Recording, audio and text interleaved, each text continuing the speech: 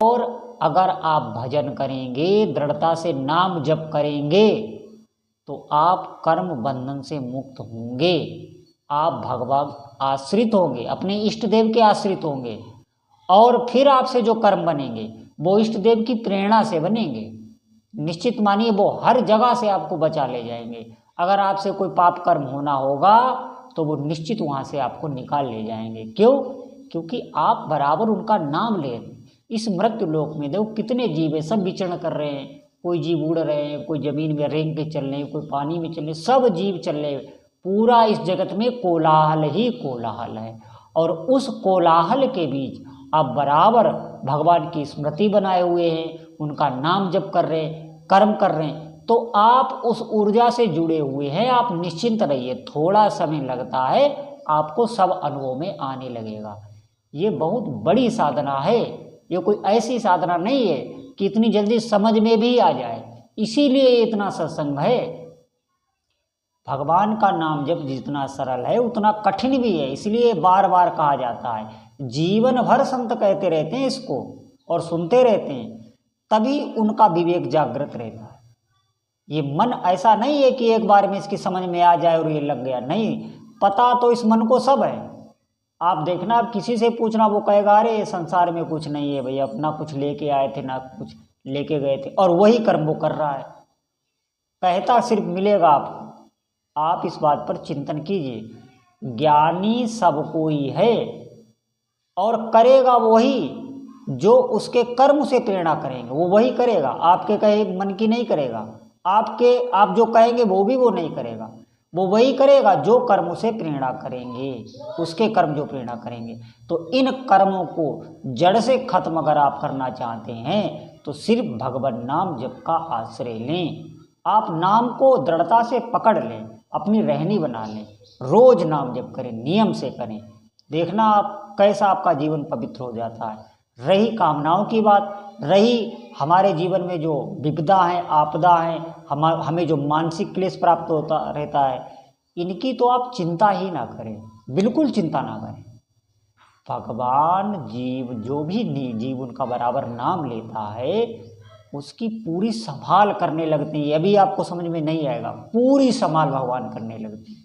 आपको कुछ नहीं करना है, सब कुछ वो करने लगते हैं। तो सभी हर जीव के कर्म अलग हैं, स्वभाव अलग हैं। आप झूठी कल्पनाओं में अपने को मत जिलाइए। ये संसार किसी के अधीन है। मैं बार बार कह रहा हूं, पशु पक्षी पर तक शासन है किसी का।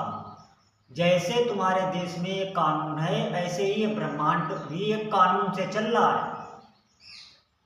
निश्चित मानिए आपका शरीर भी किसी के अधीन है और इसको भी आपको छोड़ना पड़ेगा जबरदस्ती। कोई रोक नहीं सकता, कोई बचा नहीं सकता। हाँ, एक मार्ग है कि आप भगवान के भजन में लग जाएं। आप अपनी जीवन का लक्ष्य बना लें कि मुझे भजन करना है। देखिए, हमारे भीतर भी एक संसार है। आप देखना, हर व्यक्ति कुछ ना कुछ सोचता रहता है, कुछ ना कुछ।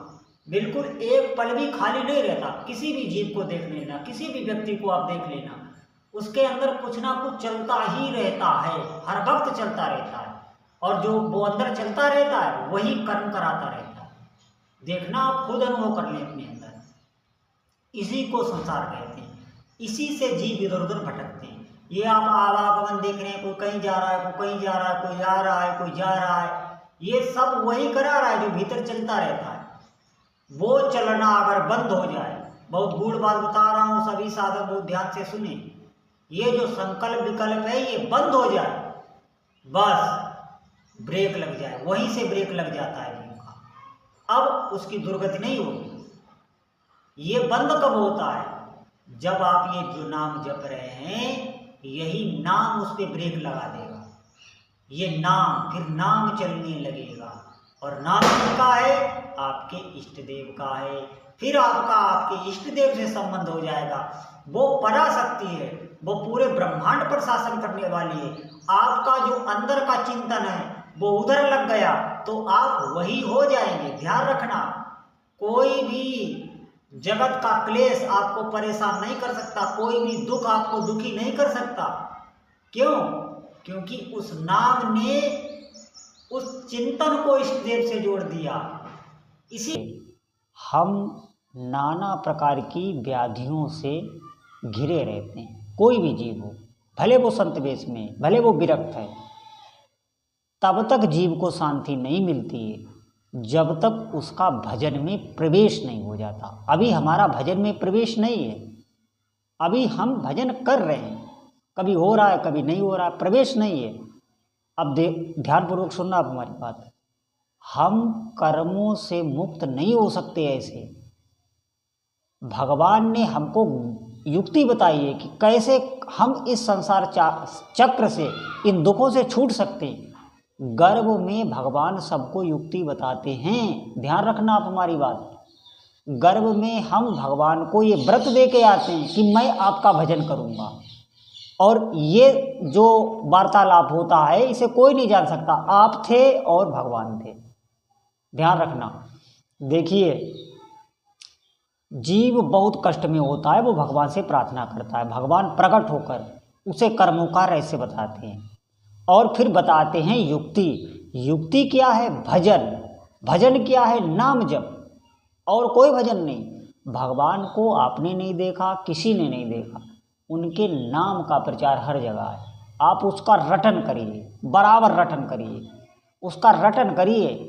वो ऐसे नहीं है कि आप ऐसे चलते फिरते नाम ले, नहीं, निष्ठा से, नियम से रटन करिए। कर्मों में ही हर जीव बना हुआ है, इस बात को ध्यान रखना। सबके कर्म एक दूसरे से जुड़े रहते हैं। कर्म जब ऊपर हावी होता है तो आपको वो क्रिया करनी ही पड़ेगी, ऐसा समझिए आप। बगैर कर्म किए कोई रह नहीं सकता, और आपको वो क्रिया करनी ही पड़ेगी। वो कर्म हावी होगा तो आप पर वो क्रिया करा लेगा। आप कितने भी विद्वान हो, आपकी मति भ्रष्ट हो जाएगी। मति भ्रष्ट करने में कर्म को समय नहीं लगता। हमें इन कर्मों से मुक्त होना है, और ये युक्ति भगवान ने गर्भ में हमें बताई है। हमें पता है, बहुत गोपनीय बात है। गोपनीय बात यही है, वही संत कान में देते हैं। नाम, भगवान नाम, जो भी आपके इष्ट देव हो, इसी से आप कर्मों से मुक्त होने लगे। इसी जीवन में रहते रहते आप एक दिव्य आनंद का अनुभव करेंगे। दिव्य, इसी शरीर में। ये हमें भय रहता है कि हम भजन में घुसेंगे तो हमें वो मरने का भय लगने लगता है, हमें लगता है कि मरने के बाद मुक्ति होती। नहीं, इस जीवन में रहते रहते आप कर्मों से मुक्त होंगे। नहीं तो सब कर्म बंधन में हैं। कर्म का बंधन क्या है? जब वो कर्म हावी होगा तो आप पर वो क्रिया करा लेगा। जितने लोग आपके संपर्क में हैं उनके सबके कर्म आपसे जुड़े हुए हैं, इस बात पर ध्यान देना। और कर्मों से आप ऐसे मुक्त नहीं हो सकते। जो भी आप कर्म कर रहे हैं उनको आप नाम जपते हुए करें, तो वो कर्म फिर अंकुरित नहीं होंगे, निश्चित आप विश्वास करिए। वो क्योंकि आप नाम जप करते हुए कार्य कर रहे हैं, भले आपका चिंतन ना हो, इस बात पर आपको ध्यान देना है। कर्मों का बहुत बड़ा रहस्य है। सुख दुख सब कर्मों से ही मिलते हैं। कर्मों से ही हमारी भाग्य बनता है, कर्मों से हमारी ये कुंडली लिखी जाती है, कर्मों से ही हमारी हस्तरेखाएं, ये माथे पर ये सब लिखा, जितनी भी ये लिखा पोती है ये सब कर्मों की है। आप ध्यान देना। और कर्म ही हम कर रहे हैं, कर्म किए बगैर जीव रह नहीं सकता। कर्मों को आपको मिटाना है तो आपको भगवान नाम जप का आश्रय लेना होगा, और कोई साधन नहीं है। कर्म को मिटाने वाला सिर्फ भगवान नाम है। इस बात को सभी जीवों को ध्यान रखना है। कोई भी आपकी अगर मनोकामना है तो उस धैर्य रखिए, थोड़ा धैर्य रख के जाप कीजिए। उस मनोकामना को आप हृदय में रखिए, आप जाप करते रहिए कुछ समय तक, वो मनोकामना आपकी चुटकियों में पूरी हो जाएगी। बस ये ध्यान रखना कि मनोकामना शास्त्र सम्मत हो, उसमें हित होता हो अपना औरों का भी। ऐसी मनोकामना ना हो कि दूसरों को कष्ट देने वाली हो, ये ध्यान रखना। आप कोई भी धन संपत्ति चाहिए आपको सुंदर विवाह चाहिए, जो भी जीवन में आपको चाहिए वो सब पूर्ण करता है भगवान नाम जप। कोई और साधना नहीं करनी, भगवान नाम जप में लग जाए। कोई पवित्रता की इसमें आवश्यकता नहीं, आप जैसे भी चाहें इसको जप सकते हैं। जैसे भी चाहे, जैसे का मतलब जैसे भी चाहें वैसे जप सकते हैं।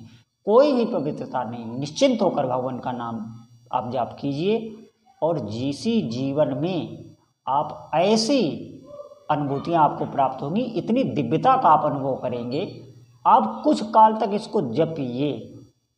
देखिए खेत में जब हम अनाज बोते हैं तो उसमें भी 4-5 महीने लग जाते हैं। हम धैर्य से वो करते हैं।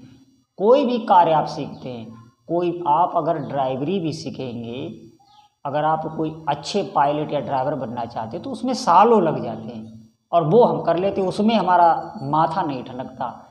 लेकिन ये नाम जप है, इसमें भी आप धैर्य से लगे रहिए अगर आपको इस जीवन को सफल बनाना है, नहीं तो फिर पछताना ही पड़ेगा। अभी से, आज से ही आप, यही मेरी विनती है, यही प्रार्थना है। बोलो जय जय श्री सीताराम।